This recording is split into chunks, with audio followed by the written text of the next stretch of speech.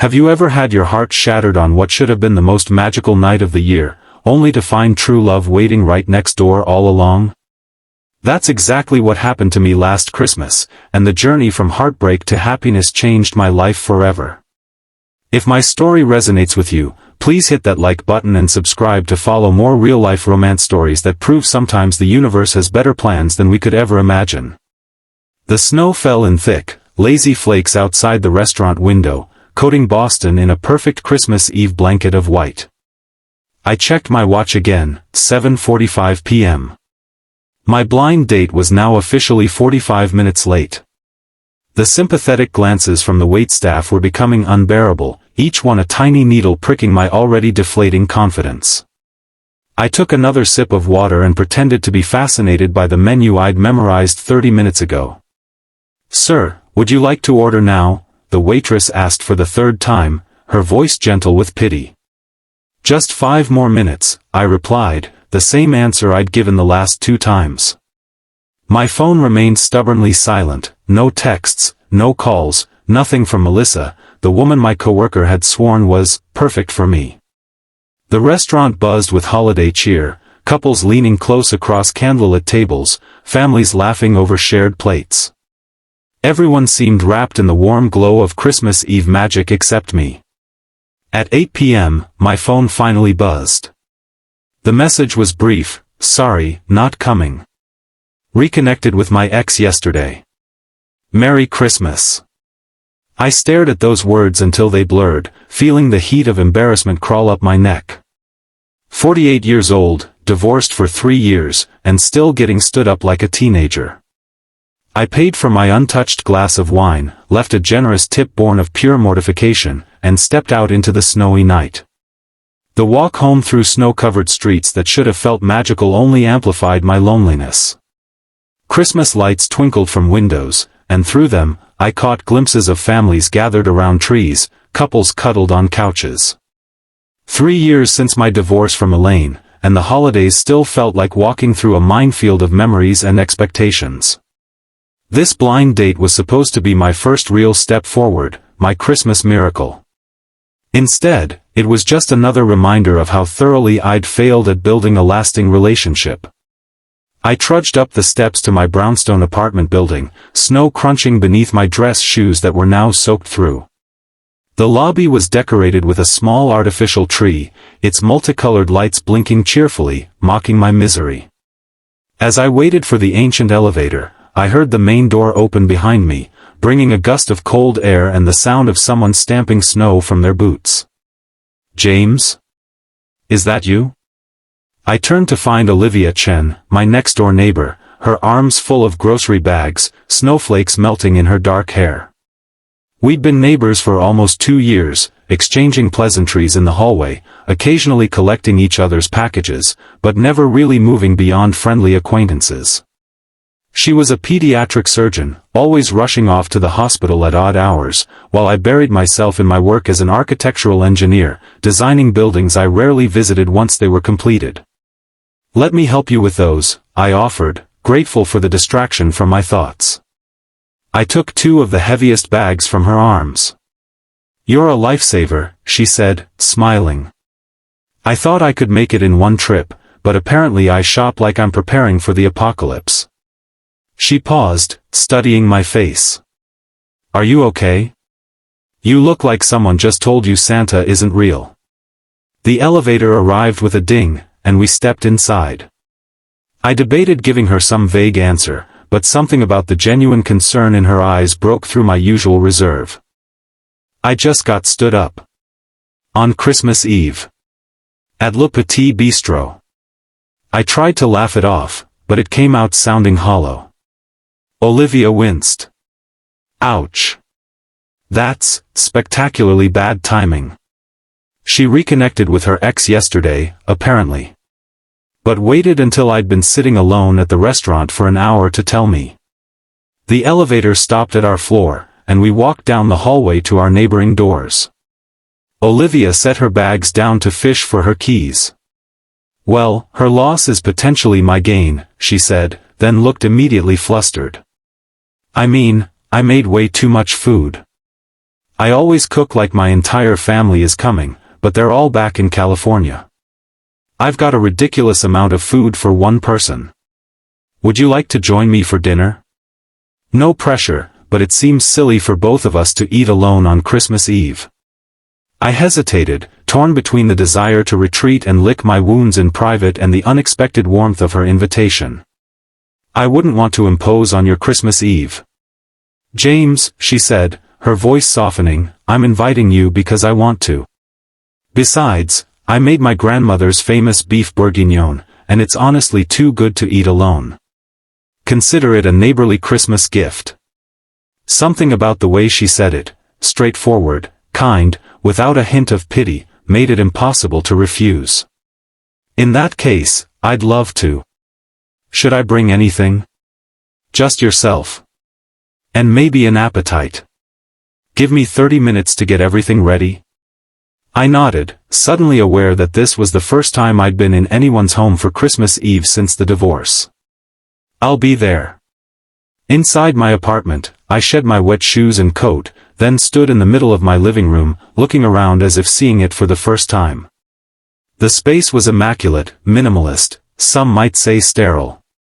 No Christmas tree, no decorations. Just clean lines and neutral colors, the home of a man who'd decided that if he couldn't have the life he'd planned, he'd have no life at all. I'd been existing, not living, for 3 years. I changed into dry clothes, a casual sweater and jeans, and tried to tame my salt and pepper hair that had been mussed by the snow. In the bathroom mirror, I saw a man I barely recognized, eyes tired, smile rusty from disuse. When had I gotten so old? When had I stopped trying? At precisely 30 minutes later, I knocked on Olivia's door, a bottle of wine I'd been saving for a special occasion in hand. The door swung open, and the contrast between our apartments couldn't have been more stark. Where mine was cold and impersonal, hers was alive with color and warmth. A small but beautifully decorated Christmas tree stood in the corner, its lights reflecting off ornaments that looked handmade and well-loved. The air was rich with the smell of cooking that instantly transported me back to childhood Christmases. Come in, she said, taking the wine. This is lovely, thank you. Olivia wore a simple red sweater that brought out the warmth in her complexion, her hair now pulled back in a loose ponytail. Without her usual scrubs or winter coat, I noticed for the first time how graceful she was, how her smile transformed her entire face. Your home is beautiful, I said, meaning it. Every surface held photographs, books, or small treasures that hinted at a life fully lived. It feels like Christmas in here. My mother would be thrilled to hear that. She sent most of these decorations from home. Said my apartment needed the Chen family Christmas touch even if I couldn't make it back this year. She led me to a small dining table already set for two, candles flickering between plates laden with food that looked straight out of a gourmet magazine. This is incredible, I said, genuinely amazed at the spread. You did all this in 30 minutes? She laughed, a sound I realized I'd never properly heard before. I had most of it ready. I just needed to set the table and warm things up. Sit, please. Over dinner, conversation flowed with surprising ease. I learned that Olivia was 39, had moved to Boston for her fellowship 5 years ago and stayed for the position at Children's Hospital. She told stories about growing up in San Francisco with parents who had emigrated from China before she was born, about medical school mishaps and difficult surgeries with miraculous outcomes. I found myself sharing more than I had with anyone in years, about my divorce, my estranged adult daughter who barely spoke to me, my passion for designing sustainable buildings that had once been my driving force but had lately felt hollow. So what happened? She asked gently, refilling my wine glass. With your marriage, I mean.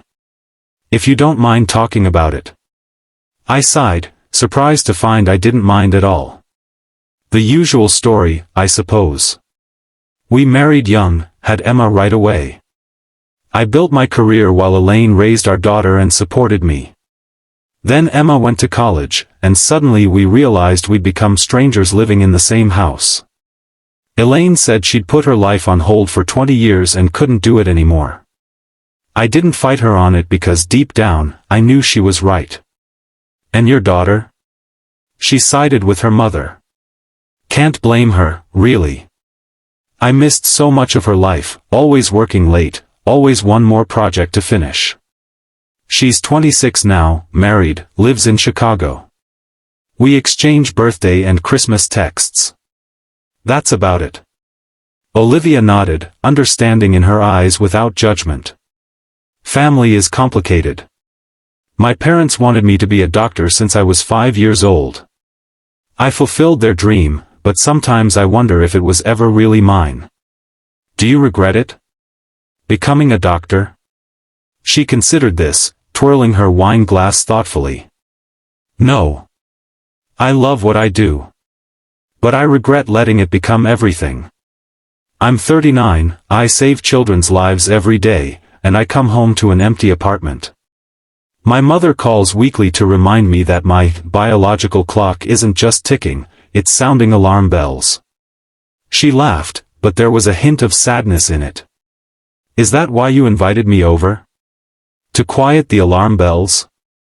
I asked, immediately regretting the question. I'm sorry, that was inappropriate. But Olivia just smiled. I invited you over because no one should be alone after being stood up on Christmas Eve. And because in 2 years of living next door, this is the longest conversation we've ever had, which seems like a waste now that I know how interesting you are. The evening stretched on, dessert and coffee replacing dinner, stories flowing freely between us. I couldn't remember the last time I'd laughed so much or felt so present in a moment. By the time I glanced at my watch, it was nearly midnight. I should probably let you get some rest, I said reluctantly, standing to help clear the dishes. It's officially Christmas in 3 minutes, she said, glancing at the clock. Do you have plans tomorrow? I shook my head. Just some work I brought home. On Christmas? She looked genuinely appalled. It's just another day when you're alone, I said, the words coming out more bitter than I'd intended.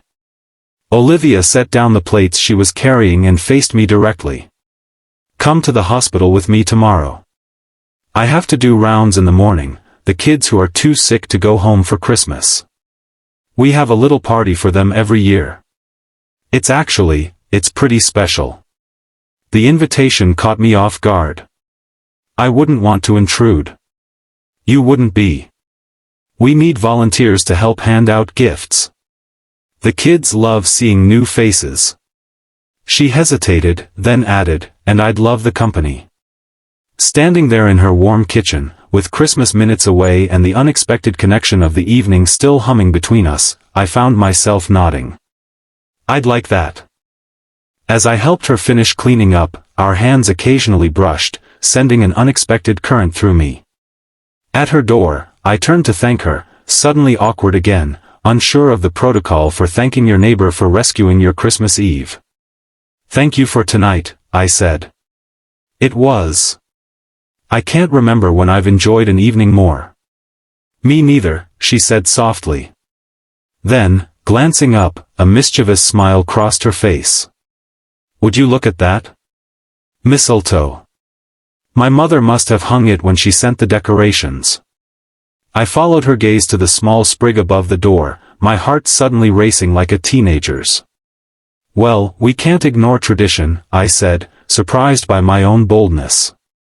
I leaned down, intending a quick, friendly kiss, but as our lips met, something shifted. The kiss deepened, her hand coming up to rest against my chest, my arms circling her waist. When we finally pulled apart, we were both breathless.